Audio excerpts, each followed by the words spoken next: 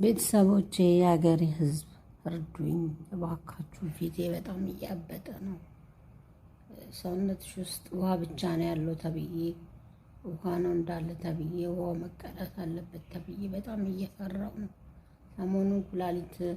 ሰሞኑን ኩላሊት ይታጠብ ብለው ነበር እምቢ አልኳቸው።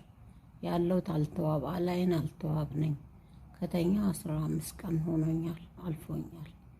እነሱ ኩላሊት ነው የሚሉት።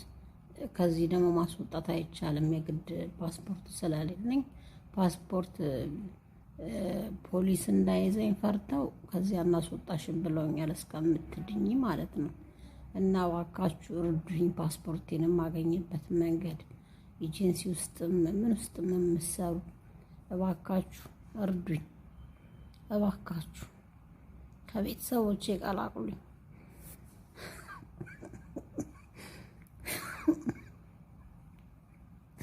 ሰለቸኝ ደከመኝ፣ 4 ወር ሆነኝ ከታመምኩ 4 ወር ጨረስኩኝ። በቃ ስራ የለም። በስራ ምክንያት ነው የታመምኩት። ኢጃዛ ቤት የመጣሁት ሲያቀብጠኝ ጣፍቼ ትምህርት እንዲሆኑ ለዓለም ሕዝብ እንዲሆን የምፈልገው እነሱ ሁለተኛ ከሚሰሩበት እንዳይጠፉ አርፈው እዛው ሰርተው ካልቻሉ ወደ ሀገራቸው መሄድ እንዳለባቸው። በቃ እኔ አደባባይ ላይ ወጥቼ ማልቀስ አልችልም ከቤተሰቦቼ ጋር ውጭ እንጂ ከዛ ውጭ አልችልም። ወጥቶ አደባባይ ላይ ማልቀስ ግን አቃተኝ፣ አልቻልኩም። እስከ 30 ኪኒን ነው የምወጣው። ሽንት ማሸን ያያሉ ግን ሽንቱ የለም። ውሃ እንዳጠጭ ተብዬ ውሃ ተከልክያለሁ። ምግብ በመጠኑ ነው የምበላው። ሁሉ ነገር የተስተካከለ ነው። ምንም ከፍለው ሐኪም ቤት ውስጥ ምንም ወጪ የለብኝም። በድንገተኛ አምቡላንስ ነው የገባሁት። የምታከመው በቪዛ ነው። ሌላ ማስረጃ ምናምን የለኝም። እና እነሱ ደግሞ በሰላም ወደ ሀገሬ እንድገባ ስለሚፈልጉ ፓስፖርቴን በእጄ እንዲገባ ነው የሚፈልጉት። እና ሌላ የሚረዱኝ ነገር የለም። እና እባካችሁ በምታውቁት በምትሰሩበት ቦታ ዋቀዮ እዶ ጅርታን በከ ጅርተንት ሲኒፋ ባየቱ ሰባ ዋቀዮ አከም ጅርቱ ነጋ ኬሳን አኒ ነጋዳ ነጋ ኮታን ሱዳኒ ጋ ዋይ ማኬኛ ዋይን ኬኛ ባየዳ ዋንታይ ፊ ዋይ ኬኛ ዋይ ሙጨዮ ከናን ቀበደ ሲሪትሜ ሙጨዮ የሮን ሲንጀድ ሃዳ ጆሌ ሰዴት ጀተ ቱርቴ ጋፋና ገርጋራ ጀቱ ሰና ሀራ ልቡን ሺ ደርቤራ ገሩ ባየ ነገድሲፍቴ ኡጋኒ ሲንጀዳ ጋፋ ዱራባቴ ነገርጋራ ጀቱ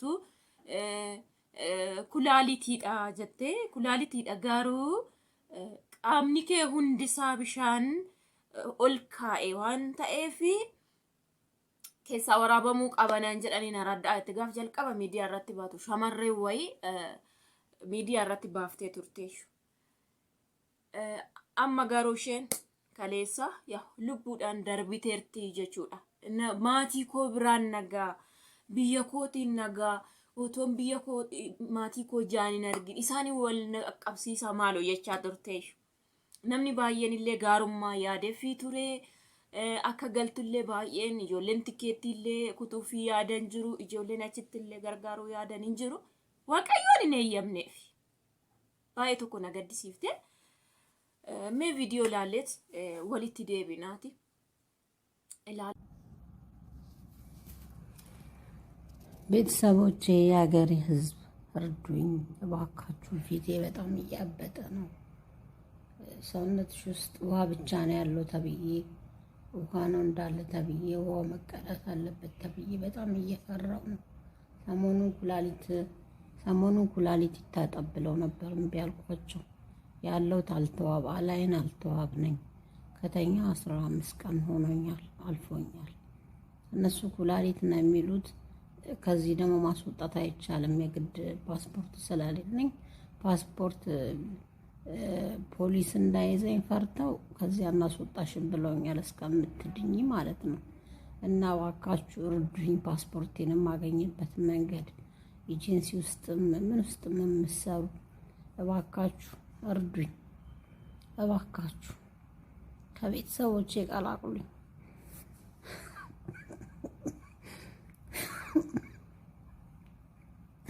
ሰለቸኝ ደከመኝ፣ 4 ወር ሆነኝ ከታመምኩ 4 ወር ጨረስኩኝ። በቃ ስራ የለም። በስራ ምክንያት ነው የታመምኩት። ኢጃዛ ቤት የመጣሁት ሲያቀብጠኝ ጣፍቼ ትምህርት እንዲሆኑ ለዓለም ሕዝብ እንዲሆን የምፈልገው እነሱም ሁለተኛ ከሚሰሩበት እንዳይጠፉ አርፈው እዛው ሰርተው ካልቻሉ ወደ ሀገራቸው መሄድ እንዳለባቸው። በቃ እኔ አደባባይ ላይ ወጥቼ ማልቀስ አልችልም፣ ከቤተሰቦች ጋር ውጭ እንጂ ከዛ ውጭ አልችልም። ወጥቶ አደባባይ ላይ ማልቀስ ግን አቃተኝ፣ አልቻልኩም። እስከ 30 ኪኒን ነው የምወጣው። ሽንት ማሸነያ እያሉ ግን ሽንቱ የለም። ውሃ እንዳጠጭ ተብዬ ውሃ ተከልክያለሁ። ምግብ በመጠኑ ነው የምበላው። ሁሉ ነገር የተስተካከለ ነው። ምንም ከፍለው ሐኪም ቤት ውስጥ ምንም ወጪ የለብኝም። በድንገተኛ አምቡላንስ ነው የገባሁት። የምታከመው በቪዛ ነው። ሌላ ማስረጃ ምናምን የለኝም። እና እነሱ ደግሞ በሰላም ወደ ሀገሬ እንድገባ ስለሚፈልጉ ፓስፖርቴን በእጄ እንዲገባ ነው የሚፈልጉት። እና ሌላ የሚረዱኝ ነገር የለም። እና እባካችሁ በምታውቁት በምትሰሩበት ቦታ እርዱኝ እና ከቤተሰቦቼ ቀላቅሉኝ። እኔ አልቅሽ ደክሞኛል፣ ሰልችቶኛል። በቃ ፈጣሪ ብዙ ነገር ፈተነኝ። የሰው ሀገር አምጥቶ ብዙ ነገር አሰቃየኝ። ገንዘብ ሳሊስ ምንም ሳሊስ ባዶ እጄን 5 ወር ያው ከጠፋሁ 5 ወር ሆነኝ። ግን ምንም ነገር ገንዘብ ያለ ገንዘብ ይኸው 5 ወር ሆነኝ። አሁን ያሉበት ልጆች አብሮኝም ባይሆን ማን አብሮኝ ይሆናል? አሁን እዚህ የሚያስታምም ሰው የለም። ማስታመም አይቻልም እዚህ። በቃ ብቻዬን ነው። አሁን ደግሞ እግሬ ጭራሽ ነው አልንቀሳቀስ እያለ ነው ደግሞ ዛሬ እና ሲመጡ በቃ እንዲቀዱ ላረጋቸው ነው። እና ይሄ ፊቴ ምናምን ያበጠው በዛ የተነሳ ነው። እና እባካችሁ እርዱኝ እባካችሁ። እኔ የትም ጮህ የለም ማንም ጋር አልጮህም፣ ግን ሰልችቶኛል። አይኔ ሊጠፋ ነው ማልቀስ ነው ስራዬ። ሌላ ምንም ነገር የለኝም። እጸልያለሁ ግን በቃ ህመሙ እየተቀያየረባቸው እባካችሁ ለሚደርሰው አካል እርዱኝና አድርሱኝ እባካችሁ። ፓስፖርቴን የማገኝበት መንገድ ገንዘብ መሄጃ የለኝም። በዛ የተነሳ ነው ለዚህ ሁሉ የዳረኩት። ጭራሹን በሽተኛ ሆንኩት። እግሬ መንቀሳቀስ አይችልም። አሁን እባካችሁ ፊቴ ሊፈነዳ ነው። መርፌ የተወጋበት ውሃ እየፈሰሰ ነው። ግን መናገር በጣም ፈራሁ። ሌላ ነገር ያደርጉኛል ብዬ ፈራሁ። የሰው ሀገር ይገሉኛል ብዬ ፈራሁ። በሽተኛ ያደርጉኛል ብዬ ፈራሁ። እባካችሁ እርዱኝ። ደከመኝ። ልቤ መድኃኒት በመዋጥ ደከመች። እኔ እዚህ ቤት የገባሁት በጣም ልቤን አሞኝ ነው። ልቤን ሲደክመኝ ነው የገባሁት።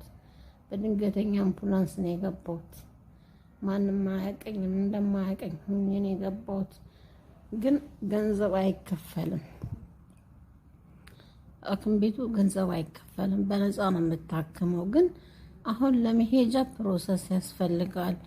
እዛ ውስጥ የሚያስጨርስ ያስፈልጋል። ኤጀንሲ ኤምባሲ ነው ምናምን የሚባል አላውቅም። ኢትዮጵያ ማስጠየቅ ያለው የግድ እዚህ ማለቅ አለበት ብለውኛል። ህጉ በጣም ስለጠበቀ እባካችሁ ተባበሩኝ። ሁላችሁም ትልልቅ የቲክቶክ አባሪ ሆናችሁ በሙሉ እባካችሁ። ያለሁት እኔ አላይን ተዋብ የሚባለው ሆስፒታል ነው ያለሁት። የመንግስት ሆስፒታል ነው። እኔ ወጪ ምንም አላወጣም። በሕክምና ጉዳይ ምንም ወጪ አላወጣም። ወጪ ባወጣ ኖሮ አልችልም ነበር። በጣም ብዙ ሺህ ብር ነበር እስካሁን የሚጨርሰው። ግን ገብርኤል ነው እያከመኝ ያለው። እባካችሁ ድረሱልኝ እናንተ። እኔ ደከመኝ። ማውራት ብዙ አልችልም። ትንሽ ነው ማውራት የምችለው እና ትቦሽ ሊዘጋ ነው እያሉኝ ነው። እባካችሁ መጣችሁ በአካል መጠየቅ የምትፈልጉ መጠየቅ ትችላላችሁ። የሚጠይቁት የኮሮና ፓስን አይዲ ነው። ሌላ ምንም የሚጠይቁት ነገር የለም። የኮሮና ፓስ ካለ ያስገባሉ። ከዛ ውጭ የሚጠይቁት የለም። የኔም ፕሮሰስ የሚያስጨርስልኝ ሰው ብቻ ነው ብዙ የሚፈልጉት። ሌላ ምንም አይፈልጉም። ዋና ሰውዬ ጋር ደውሎ አናግረዋል ፓስፖርቴን እንዲመልስ። እነሱ ደግሞ ስለ ሕክምና ነው እንጂ የሚመለከታቸው ስለ እንደዚህ አይነት ነገር ብዙም አይመለከታቸውም። እና እኔ እርዱኝ ብያለሁ አልቅሼ ማለት ነው። እነሱንም ግን እናንተን በተቻለ መጠን እባካችሁ፣ እነሱ አሁን ሰው እንደሌለኝ ነው የሚያውቁት። ምንም ሰው የለኝም ብያለሁ እና መጥፋት በእኔ ይብቃ። የሰው ሀገር መጥፋት በእኔ ይብቃ።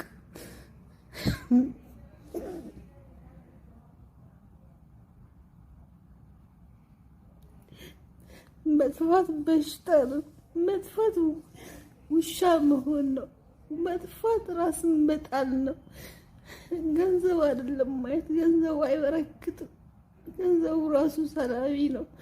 ምንም ብታስቀምጠው ሳትለብስ ምን ሳትል ነው አንድ ነገር ሳትገዛ ለሀገር በባዶ እጅ የምትሄደው። ጤናዬን በሰጠኝ እኔ ምንም ነገር አልፈልግም።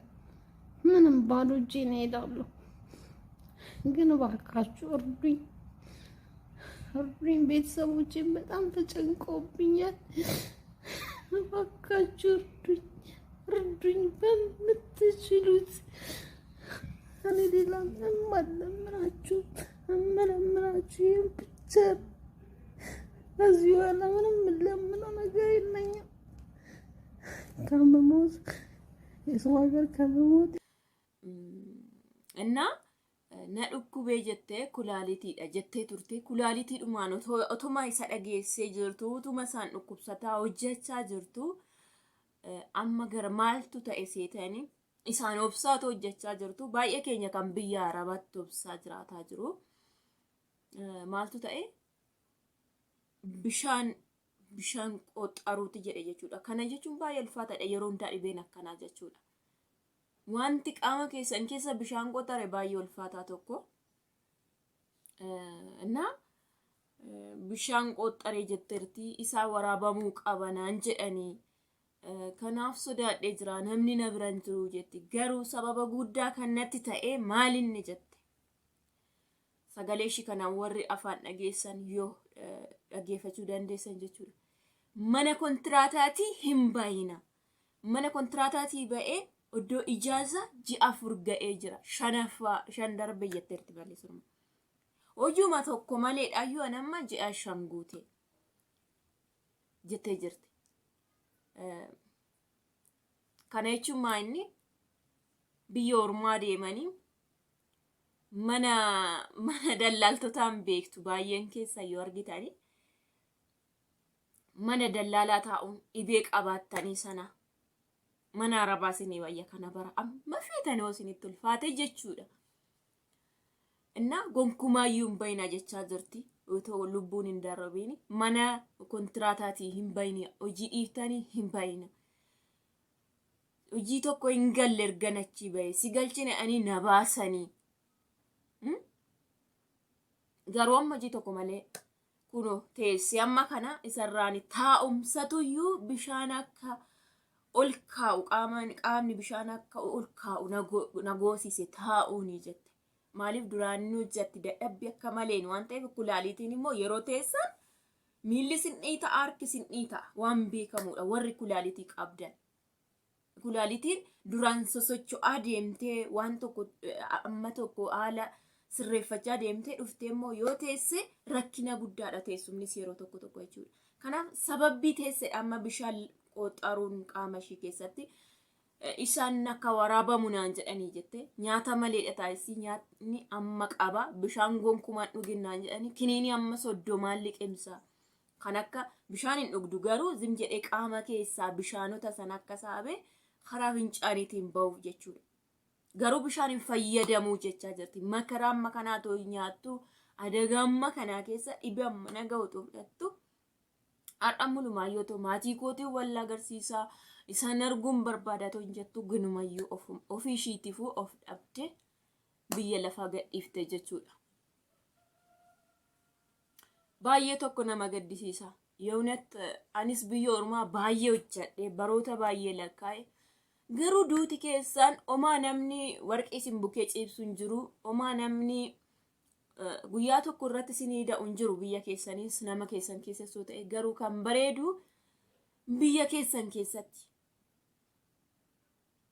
durallee isin dhukkubsanii isin gaggaragalchanii isin akkamuu baatanii gaafa duutan siraatan gaarummaadhaan karaa maatii keessaniitiin biyya lafaatiin illee deemuun hin danda'ama. Nama gaggeeffatu reenfallee seeraan awwaallatu jechuudha maatiin.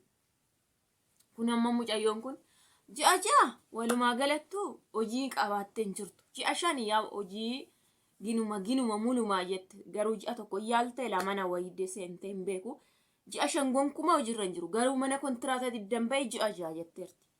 Amma kana keessa duraanis birriin qabu ammas birriin hin jiru harka koo duwwaa isaanuyyuu jechaa jirti. Kan inni isinitti immoo seerichi jabaatee jira. Mana kontiraataatiin baay'inaan yoo baatan immoo hojii amma ta'e tattaaffaadha barbaadadha jechaa jirti. Jettee dhaamsa kana isinii dabarsite tokko keessanii barumsa jedhee yaada. Lammaffaa gara kootiin kara kootiin ishee irratti fakkeenya fudhadhee maaliin yaada dhibamtan taanaan isin dhukkubee taanaan karaa ta'e yaalaa gara biyya keessanii akka galtan. Maaliif dhibee sanarraa gaafa wayyooftan deebitanii hojjechuu dandeessu. Yoo humnaan tigiliidhaan itti deemtan immoo kun akkana ta'a jechuudha. Kanaaf yeroo hundumaa jechuudha jireenya keessaniifis waan ta'e yaala.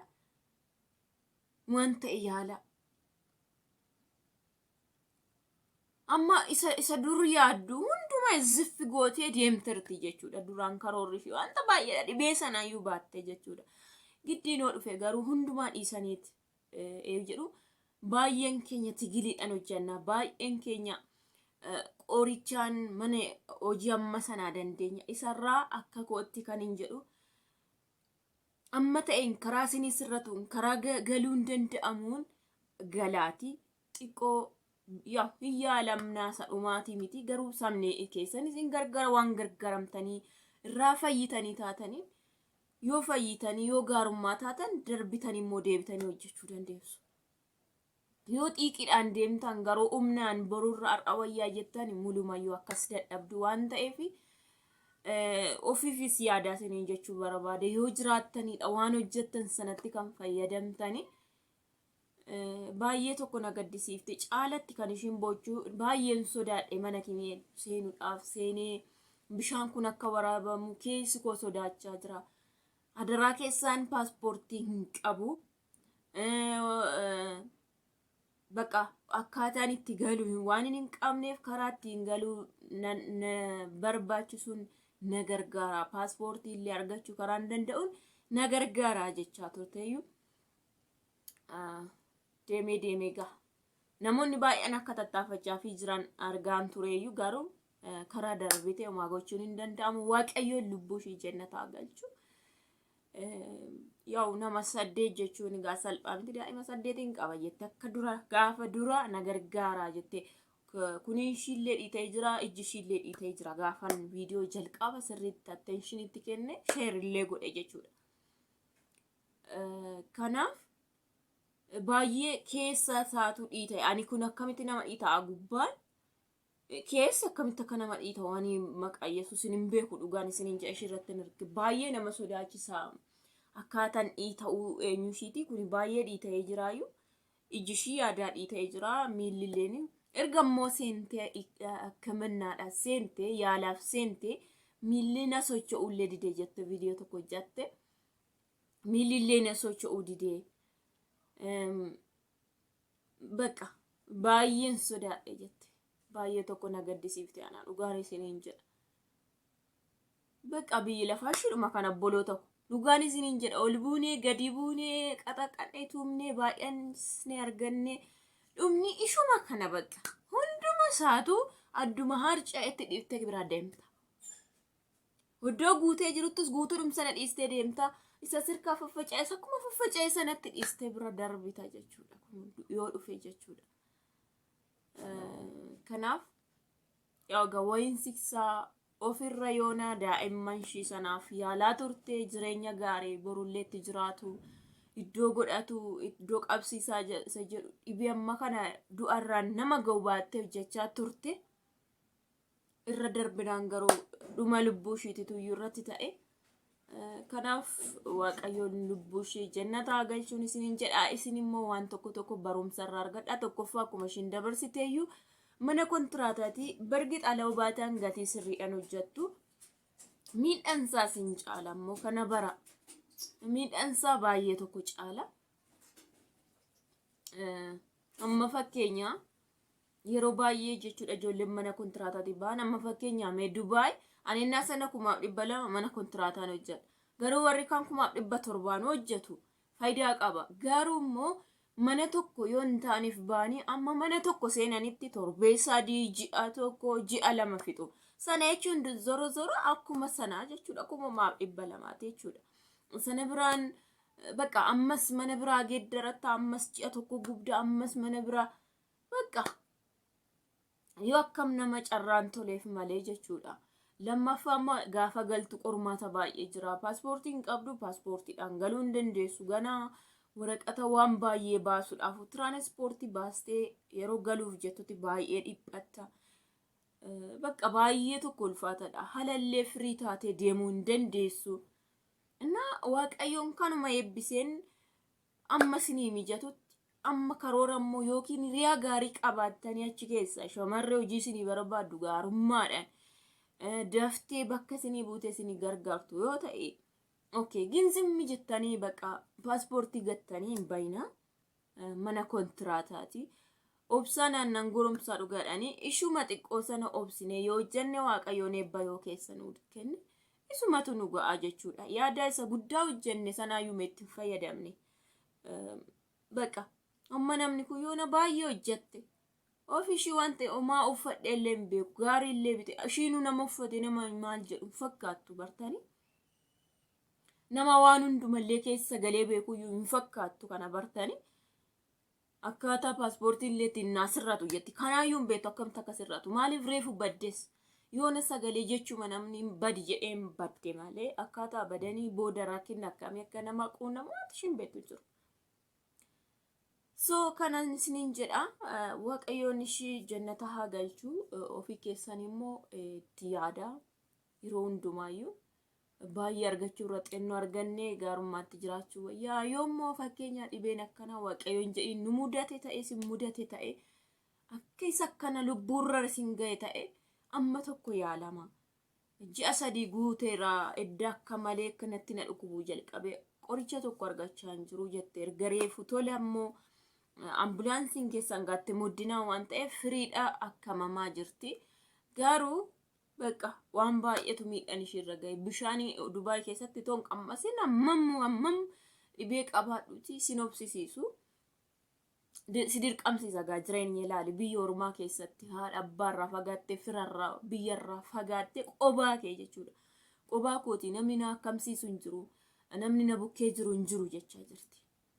Na baay'ee tokko ulfaata waaqayyoon isin faana ta'u isiniin jechuun barbaada sumaani viidiyoo koo laayik gochuun dagatina yaada gaafii qabdanis koomentii jalatti barreessaa isiniin jedha.